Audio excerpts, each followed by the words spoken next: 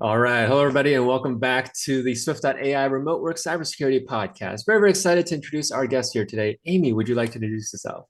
Hey everyone, my name is Amy Werner. I'm the Senior Manager of People and Culture at Rachio. We are a company that's really dedicated towards water conservation by helping people with smart IoT devices outside. Wow, super, super cool. Like forefront of technology. I really want to learn more about that.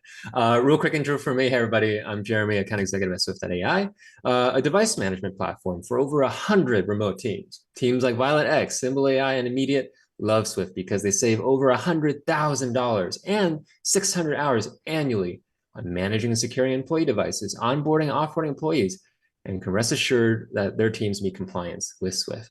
All right, so let's just dive right in. Can you tell us more about Rachio? Yeah. So our mission is to help people connect outside through technology. So we have a variety of different products. Our big products are a smart sprinkler controller and a hose end timer. And really what our goal is to help homeowners connect outside and use our software and our hardware. That way they can reduce their water usage, which not only helps them save money on their watering bills, but it also helps with water conservation. Because, wherever you are in the US, there are some water shortages. Everyone's facing a variety of different issues.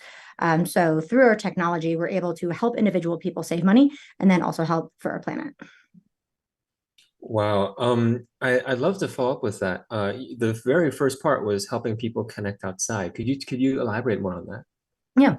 Well, what I really like about this is we are talking about like actually connecting outside. So we have like, internet connected devices and Bluetooth and things like What? that. Uh, Wow. yeah, so we have a lot of different products that we've expanded upon over time, but I think like where we really got our started with our roots, definitely pun intended there, is with the smart sprinkler controller. So we have this hardware, which is like the box that goes in people's garage, and it tells their sprinkler system when to turn on, when to turn off. I think the magic is really in the app. And that's what we've advanced a lot over the years. So that's where you can turn your sprinkler on and off from anywhere. And we have a tremendous amount of data that goes into this app, and it helps homeowners understand when's a good time to water, when do you not need to water based on, the type of soil or the types of plants you have. Or like we can say like, hey, okay, it's going to rain a little bit later today, so let's skip watering today. And we'll see if we need to water again tomorrow. And because we have all of this data and this science going on behind the scenes, it's a really seamless experience for users because we can just give them feedback through the app. We can turn things on and off for them. And then over time, it really does save them water, which helps them with their watering bills. And then again, just towards that water conservation, we've saved, I think, around 150 billion gallons of water since we started. Wow. That's a sizable number. That's a huge impact. Wow. And I live in California, so that especially resonates with me because of the drought. And so, could you tell me more about? It sounds like the solution is very, very custom, where there was a lot of it was very meticulously designed, right? Very specific, nuanced solutions. I was curious, what was the problem that the team set out to solve? What was sort of that spark, original inspiration that created Rachio? Yeah. So our co-founder, Chris Klein, I believe, was walking out in the rain one day and saw that people were watering their yards, even though it was raining. In Denver, we're definitely in a drought here, so you don't want to be watering your yard while it's already raining. And so that's what kind of sparked the idea of, okay, like how can we use technology to solve this problem in a way that's going to be very practical and just like really easy for homeowners. You just use your phone, turn things on and off, or you can set it to a schedule and it takes care of everything for you. And so it's sort of a set it and forget it, and then you just save water. Uh, Wow, really, really interesting. I yeah, think I love how different people approach solving problems a different way. Here in California, there's policies, right? That say, turn off your water at this time, right? We have a warning or like a PSA. There's also the water companies who might just shut it off for you, or bill you more, give you a higher cost. But approaching it with technology, well, no, no, we can save water in a very smart way. I'd love to dive into the tech a little bit, but I'd love to also just first learn a little bit more about who are the users, the consumer personas, people who adopt this technology, put into place, see the effects and the impact of this. yeah. So a lot of our customers are homeowners who have yards with in-ground irrigation. So the sprinklers go up and down in the yard. I'd say that's a good chunk of our customers. And then over time, because we've been expanding and we have different products now, we're able to reach different markets as well. So we recently launched our hose end timer. So if you don't have those sprinklers that go up and down in your yard, but you have a hose and you want to use that, but you still want to be able to have that functionality where you say, okay, I want to be able to turn on my hose with my phone and I want to be able to turn it off with my phone. We have a product for that now as well. So that has helped us reach a whole different type of market. And then we have all these really fantastic partnerships with other companies who are really trying to do the same thing as us, where we're trying to help people and connect outside and just like have a more positive experience with the outdoors. So we have, umbrellas that are solar powered and they know that if it's too windy, they're going to close. We have like different solutions for, we have like a product called Root Quencher. And like for people who have different types of plants, not just like the typical grass that you think of, we have solutions for them as well so that they're watering effectively so that it's easier for them. And then they just have these beautiful outdoor landscapes that are easier to maintain. Wow, wow, that's incredible. I was curious, was there a particular reason focusing in on the homeowners first? Because, there's like, here when I drive around the Bay Area, there's a bunch of offices, business buildings. And yeah, yeah, I was curious about that. Yeah, that is a really good question. I'd say we probably have to ask Chris as the founder for like why homeowners originally. But I think like it really makes sense as a market to go after because when you are a homeowner, there's so many different things that you need to stay on top of in order to really get the benefits of being in your home as compared to apartment living or condo living or any other different type of option. So just finding like a simple solution for a very complex problem, I think just naturally spoke to the company. We say, oh, 100%. yeah, like, this just makes sense. Like this is a group of people who we really want to help out with. Mm, absolutely. And I think the focus makes a lot of sense as well. And I believe part of the reason why you guys have such a great product is because focusing on the homeowners. I'd love to understand on your website you mentioned weather intelligence. I believe you talked a little bit about it before, but could you elaborate on that? So it detects could you help us understand everything that it detects and does. Yeah, as really the way that I like to think about it is Rachio does all of the thinking and preparing so that the user doesn't have to. That means that, we have to build a lot of trust and credibility with our users in order to do this effectively. But we are paying attention to the weather, whether it's weather. So whether it is rain or sun or wind or snow or different types of like temperature fluctuations, we're looking at that on a hyper localized level. That way we can say, okay, so for these homeowners in this area, again, like there's a storm coming in this afternoon. We think it's going to rain a couple of inches. Let's skip and not water our yards this morning, see how much it rains. And then we'll figure out how do we need to kind of make up for that or adjust if needed. That way people aren't overwatering or underwatering their yards. Interesting. Wow, that sounds really smart. And taking that very targeted approach, a local approach per house and temperature approach, yeah, it makes a lot of sense. And it sounds like something that you can't easily do unless you have IoT devices on the ground, literally there. So I'd like to switch gears a little bit. So you mentioned, Amy, you're senior manager of people and culture. What's a day in the life of Amy like? Good question. I say every day is really different, which I know is a cliche answer, but that's actually what I really enjoy about the job is that I can wake up and, I think my day's going one way, then it's going a different way. But I'd say like overall, really what I do is everything from the moment a candidate finds out about our company to after their last day. So that could be employer branding, recruiting, onboarding, benefits and perks, performance management, offboarding, and then also planning things like fun offsites and retreats to help just like establish and continue to build our remote culture. So every day is a little bit different, but I'd say in general, I have a couple of meetings where I'm trying to connect with people virtually, which is especially important because if you don't go out of your way to spend time interacting with people in a virtual world, you're not going to see them. You're not going to bump into them in the office. So I Hmm. spent a lot of time, maintaining those relationships and those connections. And then a lot of, I'd say, like planning and logistics and just kind of running the HR function behind the scenes so that for the most part, like people don't notice that things are running just because they are running smoothly. Yeah, absolutely. I have a couple questions there. So, uh, for everything from branding that a candidate sees to onboarding and then all the way to offboarding, that sounds like a lot. So do you have like a team that helps you with like recruiting and then the HR and then the various things that you manage end to end? Yeah. So we do have a people ops coordinator here at Rachio. So with the two of us, we're the PNC team. And our people ops coordinator, Emma, she's focused a lot on like the day-to-day logistics, supporting people. She's very like boots on the ground and building those relationships and helping out wherever things are needed. She also does a lot of our event planning as well, because we do a couple of different types of remote and virtual or remote and in-person events throughout the year. And then we also partner with a PEO called Trinet. So they're really helpful for all of our like payroll and benefits. And I'd say like more the HR admin side of things.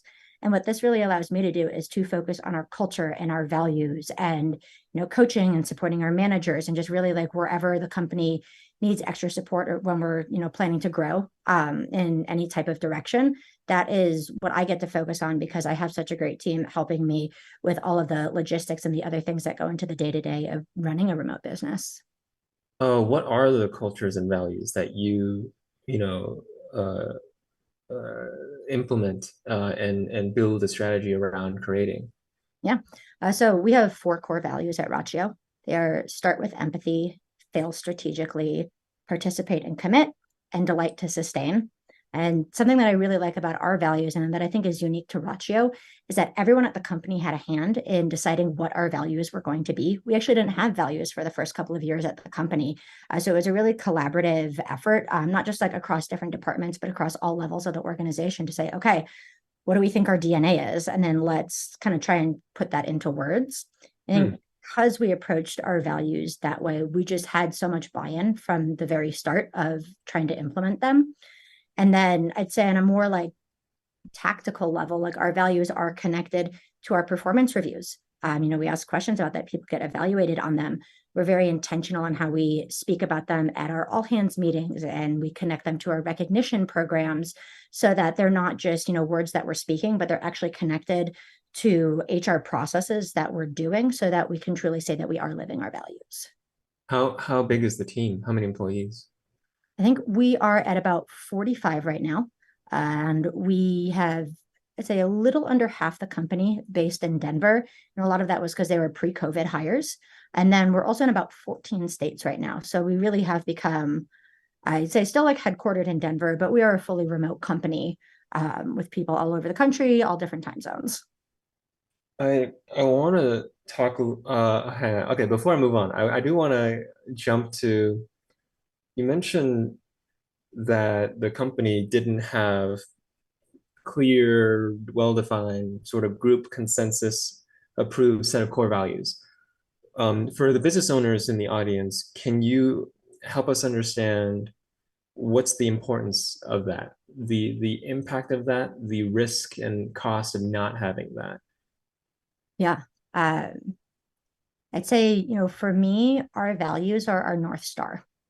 And so I think it's really easy when times are good to kind of mentally put your values on the back burner. And that's okay. You don't have to be thinking about it 24/7. But when times are hard, having that framework for, not just like how you're going to make business decisions, but internally and externally, how are you going to treat people? That's what matters. That is what helps you be successful. And I always have like my HR brain running here, so I'm also like, this is kind of what helps with like compliance and making sure that you don't get into hot water is when you have these types of like behavioral expectations. But it really is so much more than that. It is about how you treat people and doing right by people. And I think just fundamentally, like that is what makes a business successful is when you're doing right by your people. Absolutely.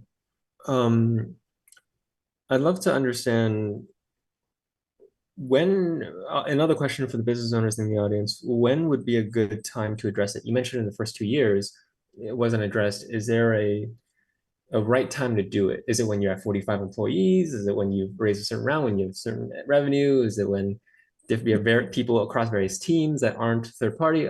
Yeah, when should folks do it? Yeah. As I feel like, it's a different answer for every company because every company is going to have a different culture and a different business and different leadership styles and things like that. So I wouldn't say that there's a specific time when business owners should be starting to implement their values. But I think you can feel when it's already too late is when there are these friction points and there's these issues, or if you're a smaller startup and you're starting to bring in an HR consultant because things are maybe getting a little out of hand or something like that, That's how you know it's too late. So I know that doesn't quite answer the question, but I would say like start as early as you can, as soon as you see your culture forming. Once if there's a couple of people there, because friction is going to happen at any point, even if it's just with two people at a company. So the earlier you can decide, okay, how are we going to treat each other, not just when things are good, but when times are hard, and then using that to even get just like an early version of what your values might be. Um, and I think, values, it's okay for them to change over time. You don't want to be, changing your values every year or something like that. But the values should adapt with the company because the company is going to change over time. And the values that served you really well as an early stage startup might not be the same values that are helpful for you when you're 500 people. Yep. And I was curious when you mentioned friction, you mean like, team members, uh, having conflicts or sort of verbal disputes or Yeah. uh, something like that. Okay. I mean, so there's that, but also just like with the business strategy and the mission, I think when you have a clear mission for your company, and that's something that like at Rachio, we're really big on, we want to make sure that the decisions that we're making are aligned with our mission. And one of the ways that kind of helps us figure out, okay, is this business decision aligned with our mission? Is how does it connect to our values? Do we see a connection here? Or are we stretching for it? Or is it just like not even close? And that can kind of just, again, help be that North Star for making, decisions in ambiguous environments. I see, I see. Yeah, that was very helpful. Thank you for that explanation. Um, so you mentioned that the team is remote and it's headquartered in Denver. I was just curious, is it all for the folks in Denver, is it working in person at the office? You mentioned there was pre-COVID. Actually, let me ask the question a different way. What was the journey to getting to sort of the team where it was today? You mentioned there's a pre-COVID and post-COVID scenario here. What was that story? Yeah. I mean, it's almost a little like funny in hindsight. I would say at the time it was not as funny. And so we had like an 11,000 square foot office in downtown Denver. And so this was, beginning of 2020. And, coincidentally, at the end of the year, our lease was up and we were looking to move to a different space. So we kind of had this sense like maybe we aren't going to be here forever. And then in March, COVID happened and it was like on a Tuesday, we told everyone, hey, like grab your stuff from the office. We're just going to work remotely until we kind of know what's going on with this thing. And because we were a small tech company and we already had like work from home Wednesday, it was a really easy transition. Mm. Say, okay, yeah, I'll just work from home until we decide otherwise. And what we told people is, hey, like, we don't really know what's going on here. But part of our values start with empathy. Like, we're going to look after our people. So just, we're not going to commit to a return to the office kind of thing until we know what's going on. And then because that took a bit longer than I think people were expecting with the pandemic, our culture just kind of naturally adapted to working remotely, at least in that initial phase. And then since our lease was up, we were like, hey, like, let's just not re-sign a lease. Let's not move somewhere else. And so we do have like a small storage facility in downtown Denver. It's like a Regis space. That way we're able to like book, conference rooms and things like that. We have access to a printer and Wi-Fi, but we don't really have a space where people come to work on a day to day. Like it's not even like a WeWork Oh. situation. So we really have become, I'd say, properly remote, but we've built in opportunities for people to connect in person as well, whether that's, a Denver meetup or we do like an annual company offsite. Next week, the entire company is going to San Antonio to hang out for a week. So I think over time, like our culture has really adapted. And just because we were fortunate that we were already a small tech company, well positioned to work remotely. And then because our office lease was up, it was almost a no brainer for us. Like, yeah, let's see if we can be a remote company. I've been dying to ask this question. You've given us a lot of hints on things you do to connect people, team members, because we're working remotely, because we can't bump into each other in the water cooler. Um, can you first tell us why is the water cooler interaction important? And then second, why is it important to fill in the gap now with remote work? And how do you do it? Number three. Yeah. Uh, I say, the water cooler talk, or, however you want to describe it, I always say, like, you're talking about the weather, but you're not really talking about the weather. Like, these are your opportunities to build connections with people who you work with. And when you have those small interactions, it just makes it a lot easier to trust people when it comes time to bigger project work. Like the 5 minutes before a meeting really starts and the 5 minutes after, like those are the times when people are just chatting as human beings with their guards down and getting to know each other. And building that personal connection goes a really long way towards establishing that professional connection so that you can have more effective collaboration. So that's what I say. Like, I think it's incredibly important to do. I say, like, never underestimate the like kind of almost like awkward 5 minutes in a meeting while you're still kind of waiting for people to come in. Like, use that time to get to know other people. Otherwise, it's just not going to happen. Um, I think your next question was about like how do we do it at Rachio or Yeah. Yeah. um I think the first thing that we do, which is really helpful, is we have an all hands meeting for the entire company every other Friday. And Whoa. Every other Friday. yeah. And, so because we're about 45 people, we're small, we're nimble, we're able to do these types of meetings pretty effectively. But it means that everyone at the company is getting together every other week. That way we can talk about the stuff that we need to talk through, get everyone on the same page, provide those updates that you just aren't going to get otherwise. Like, the finance team isn't necessarily going to know what's going on with the engineering team and vice versa, unless we provide those updates. And we also we start all of our all hands with kind of like a goofy question, just again to like let's leverage the first 5 minutes and like get to know something about someone who you would just never know about otherwise. So that's just kind of like a fun way to get the meeting going. And then beyond that, What's an example of a goofy question you would use? oh man, we had a really in-depth discussion about pumpkin spice lattes a couple of weeks ago. Now that like fall is starting to kick off, so again, like that is not related to work at all. That's not Yeah, related to that's water great. conservation. It's really just talking and getting to know your peers. And when we kind of did that question, I was like, okay, like it's goofy, it's PSL season, I get it. I wasn't expecting the company to have a 10 to 15 minute in-depth conversation about, the merits of pumpkin spice lattes. But that is what culture is. That is getting to know your people. That is, the water cooler talk or the pumpkin spice latte cooler talk.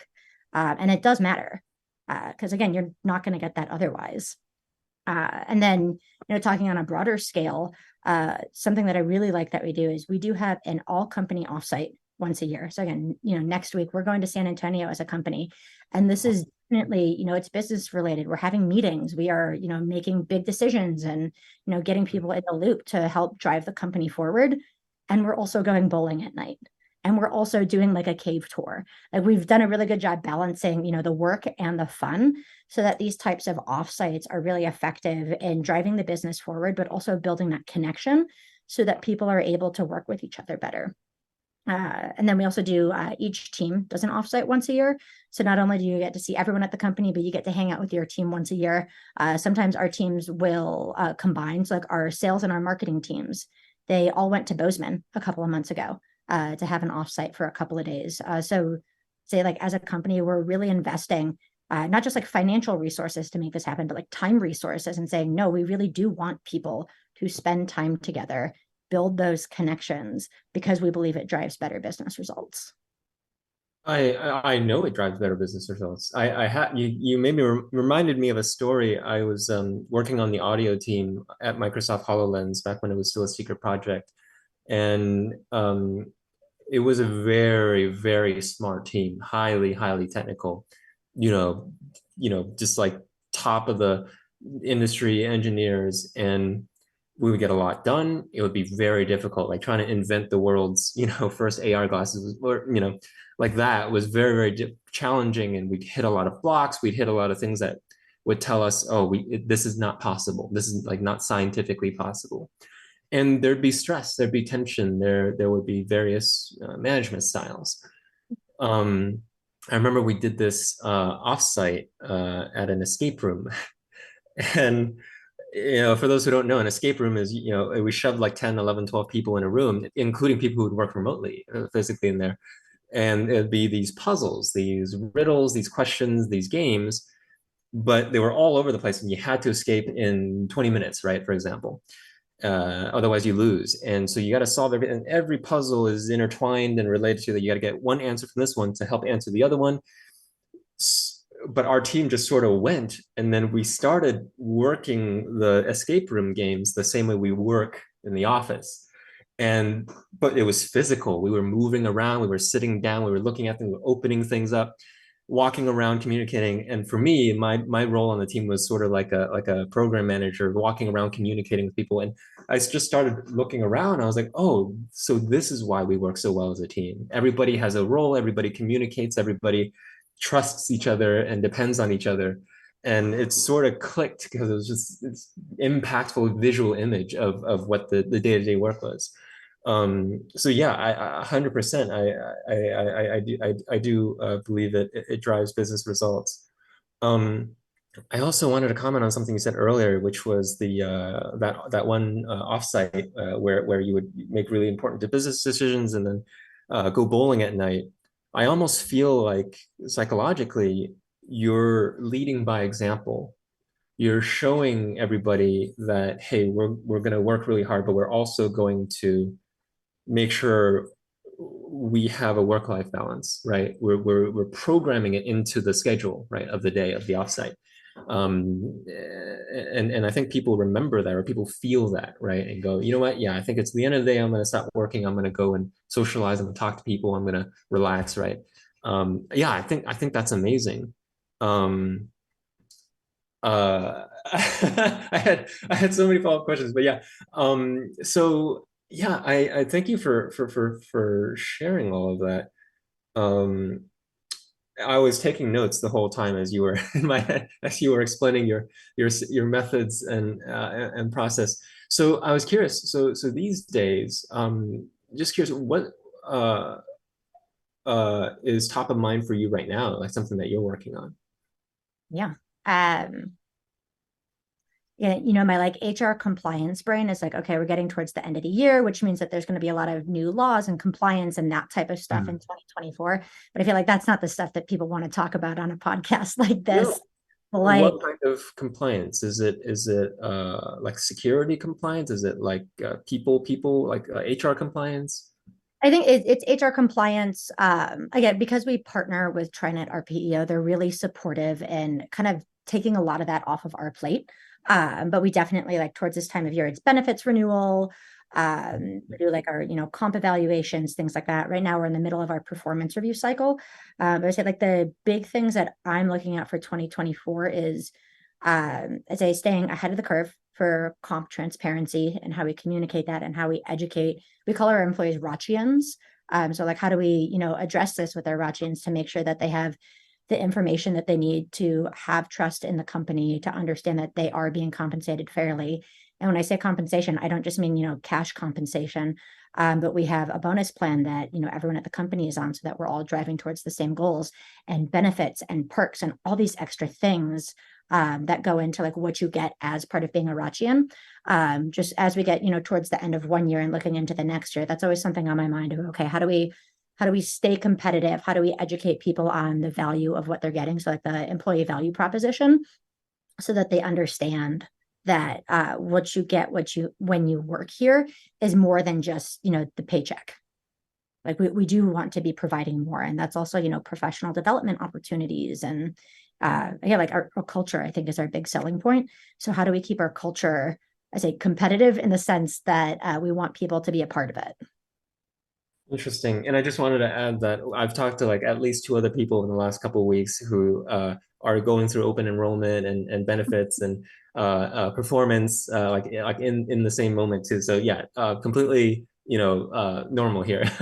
Um, so my next question was related to what you just said. I was curious, what are some challenges that you deal with? And you said something really interesting. So we have to stay competitive, and you mentioned the culture being a selling point.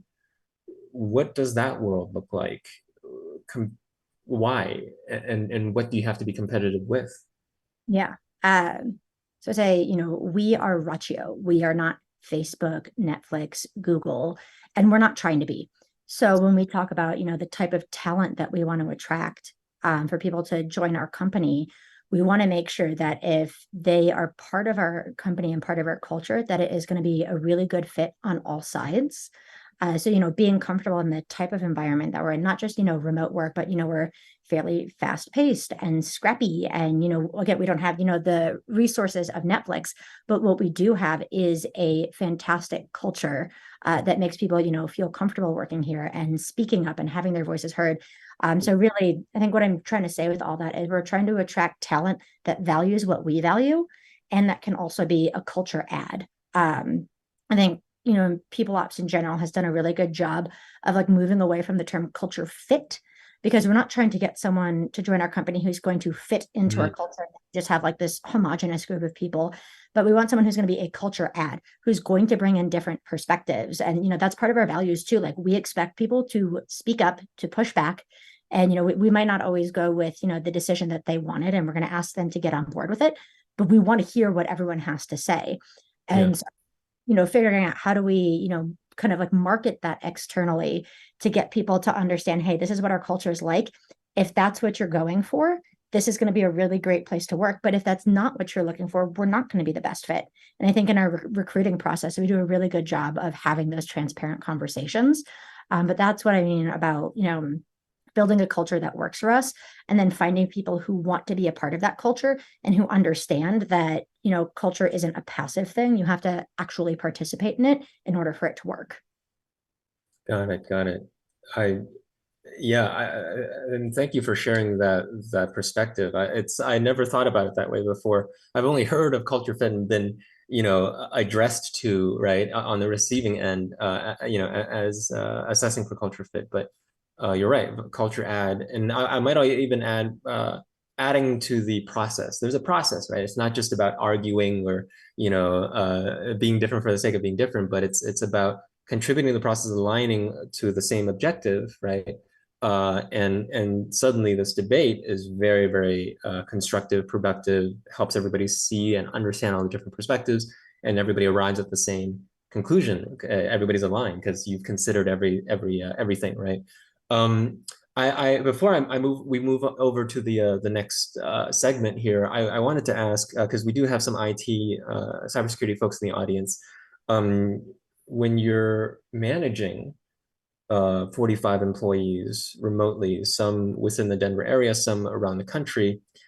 Um, and you mentioned, so what popped in my head when you mentioned compliance, there's HR compliance, popped in my head was recently there was a FTC regulation, SOC 2 compliance, that type of stuff being applied to small, medium businesses as well. I'm curious, is that something that you, A light that sensor in our office. yeah, no problem. That you're dealing with and managing as well in terms of how do we now that everybody's remote, they can't just come into the office and get, their computer set up, right? Or install a new piece of software. How do you overcome that obstacle? How do you make sure everybody's secure? What if somebody loses a laptop? What if somebody needs help meeting compliance and everybody's sort of spread across the country? Yeah. This is definitely something that I think we got ahead of before it became an actual problem, but we were very aware that this was a risk to our business. So what we've done is two main things. The first is I used to kind of like run our IT when we were all working in the office, and I don't know a whole lot about IT, but it was kind of fine for the time. But we went remote. We're in a bunch of different states. I was like, okay, I just need to raise my hand and be like, okay, I don't know enough about this. I can't do this on my own. I'm not an IT person. So we found a third party called Beyond IT, and they handle all of our IT needs, and they do a really fantastic job. So when we have a new employee at the company and they get a new laptop, we download the software onto their computer. That way they can submit a ticket and talk directly with their third party IT. So it's really like it took people and culture out of IT, which I think is how it should be if you don't know enough about IT in order to, protect the business in that way. So that was the first thing that we did. And then the other big change that we made is we use Okta for like single sign-on login, just controlling access to everything. And that's been incredibly helpful for us, just for not only understanding like who has access to what, but being able to turn things on and off very easily has been really important for our business security. And then just making sure that, we're keeping an eye on things. We just, as our company has grown and got more complex and we have all these different softwares, it wasn't enough to just do it in a spreadsheet And our CTO Franz, who does a fantastic job like evaluating all these softwares, like that shouldn't be his primary role either. Is Right. CTO is also IT, and people in culture is also IT. So we're like, okay, we're gonna find someone, and we're gonna have IT be IT, and in on their recommendations and their guidance and their support, so that internally we can focus on our people. Absolutely. I think it's interesting that that was the journey that your team went on. It started off with the founders, or it started off with you and people operations trying to manage IT. It started to become this bigger and bigger beast. And um, I say it's interesting because I've talked to a bunch of people operations, technical operations managers who are also own that responsibility, and sometimes even an HR director who's owning that IT responsibility. I'm going to do a quick plug because those folks they use Swift because it's super easy to use to onboard, offboard, and manage and secure and help their employees meet compliance. But very, very interesting to understand sort of where your team came from here. So I want to shift gears to sort of our last segment here. I want to learn a little bit more about you, the person. Always want to help humanize our guests so folks can actually connect on a more personal, human level. I wanted to understand. I looked at your career journey, and I wanted to understand what about startups and nonprofits excite you, because it seemed like that was a huge part of your career, is gravitating and building in that area. I also, as a tag along, want to understand why people operations. How did you get into that along with the startups and the nonprofit? Yeah. So I think for me, I've always known, even since I was young, that I do better in smaller environments. I was like, I went to a small middle school, a small high school. I went to a small liberal arts college in middle of nowhere, Illinois, which, for some people, that sounds like the worst thing in the world. It was perfect for me to be in that smaller environment where I could connect with my classmates and my teachers. So when I graduated college, I kind of already knew like, I don't want to work for a big company. I don't think I'm going to do well in that type of environment. I don't know exactly what I do want, but I know what I don't want. And then I was lucky enough to work for Rimland, which is a Chicago-based nonprofit that supports adults with severe autism. And I think what really worked there and helped me kind of understand professionally, like, what am I looking for, is that it was small. It's a nonprofit, so it's super mission driven. They don't have a whole bunch of money to go towards, extravagant perks. Like all that money goes towards supporting the individuals who were here to help. Uh, so that kind of helped me understand, I'd say, like the culture and the environment of a place where I want to work. And then, when I moved out to Denver, I was like, okay, I want small, but maybe a little bit more like VC backed. So I went to go work at Evolve, which is vacation rentals. And I think I was maybe employee 150 when I got there. And by the time I left, there were about 600 people. So the company did what it was supposed to do. It grew, it did well. But I was kind of like, okay, this is too big for me. I want to go back to small. I want to go back to a startup where there's a lot of flexibility and autonomy. And that's mission driven. And I think that that's where Rachio was just really a good fit for me there, in terms of like company culture. And then, what I really like about my job here is I have so much autonomy and influence over our culture and how we do things. So I get to kind of help build the culture that I want to be a part of. And that's super motivating. It's really, really fascinating to me, and I'm starting to see a through line between what you're saying and what other operations folks have told me. Because I've seen other people who, once they got, they built the culture up in the company, and the company got big, they started again to another company. What do you think is the difference as a manager of people and culture working at a small company versus bigger company? I don't mean, okay, one's bigger, one's smaller, but like the work, or maybe the joy in the work, or the style, or the people you work with, or the processes that you work with. Uh, I just want to better understand, and maybe for other people, operations managers, but that might be in a bigger company right now and haven't seen the smaller side, right? Uh, what's what is that role in a bigger company versus a smaller company? Yeah. I'd say a high level at a bigger company, at least for, people and culture, it is a lot more specialized. So you have a payroll person, you have a benefits person, you have a recruiter. And it needs to be that way to provide structure for the company because, without structure and you got 1,000 people, that's going to be chaos. That's not going to be good for the company. But when you are smaller and you have a smaller team and you have to, be a little bit more effective with your resources, it means that you get to do a little bit of everything. So something that I really enjoy about my role, and kind of why I actually had a hard time answering the question at the beginning of like, what does a regular day look like, is because I'm doing so many different things. Yeah. And what I really enjoy about it. So I think, smaller companies earlier on, like if you enjoy getting thrown curveballs and working on different things all the time, it's a really good environment. And if you are someone who says, I really want to be like, I want to be the comp expert, I want to do everything related to comp at this company, a bigger company is going to have that type of opportunity for you. So it's kind of about, how do you want to spend your time? And where do you really want to like become the expert in the thing that you want to be the expert in? So like for me, I have intentionally not chosen to be a payroll person or a comp person. I like more of the generalist route that, goes back to the liberal arts college. If I want to do a little bit of everything, I want to learn a little bit of everything and, be able to affect change in a bunch of different areas, which for a smaller company, I think like I would say that is to me like the biggest difference. Yeah, now that you say it that way, I really, really relate to that because I've worked at a big, a corporation like Microsoft. I've worked at my own startup and other startups. Um, I think there's people who have depth, right? Who go deep into one area, one vertical, and then there's people who cover breadth a little bit in every area, like you mentioned.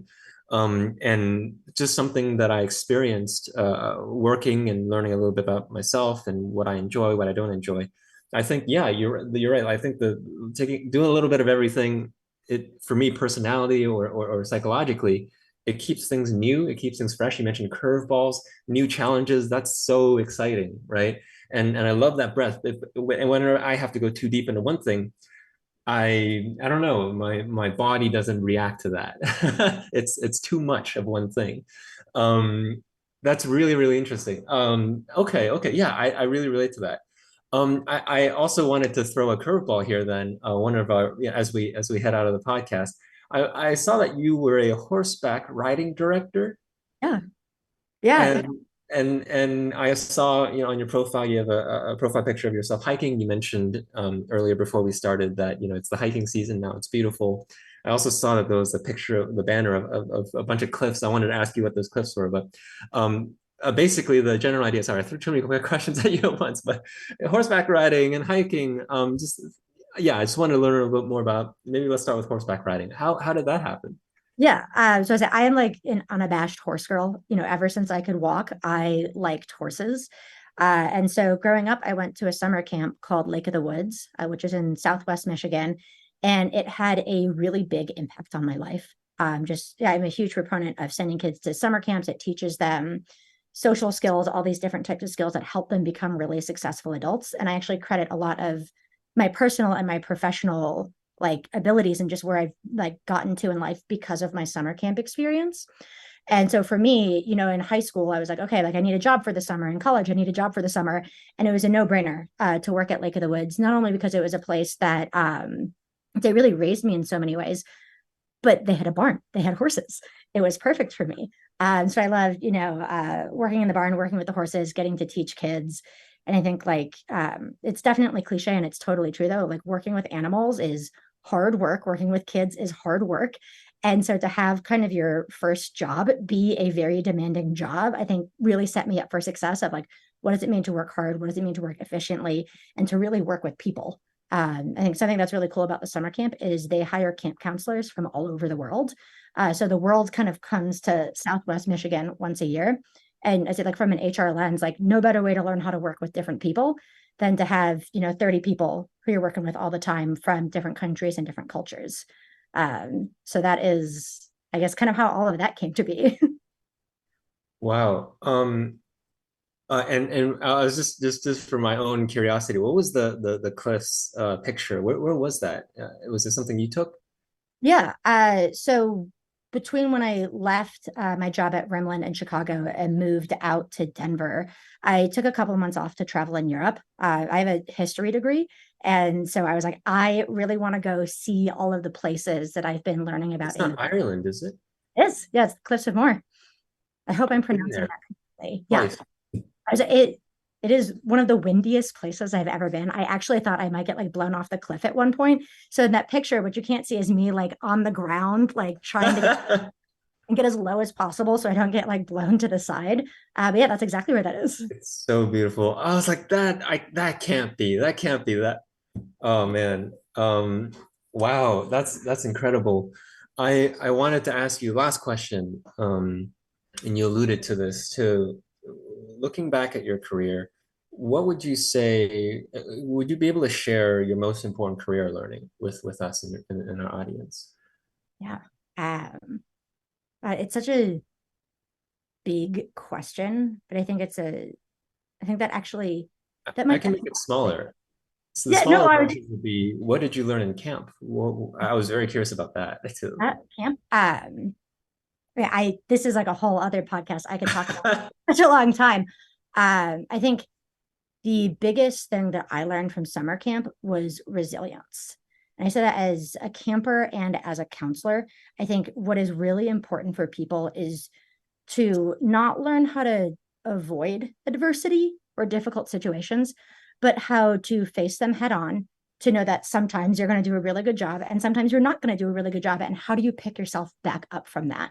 Because, personally, professionally, like we're all going to get knocked down by something at some point in life. And if you have the skill set to know how to pick yourself back up and do better as a result, there's nothing you can't do. Like you can find the job that's right for you. You can make the career change. You can ask for the raise. You can, do whatever it is that matters to you and that helps you lead a higher quality of life. Is there a particular story associated with that taught you resilience at that moment? Yeah.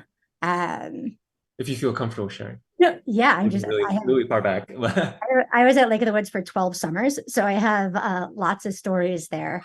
Um, I think one time when I was a counselor, we call it pre-camp, and it's the week before the campers arrive where we get everything set up. And the camp sits kind of empty for 10 months out of the year. So you get there and there's cobwebs and everything.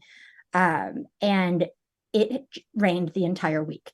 I have never seen it rain so much anywhere in my entire life.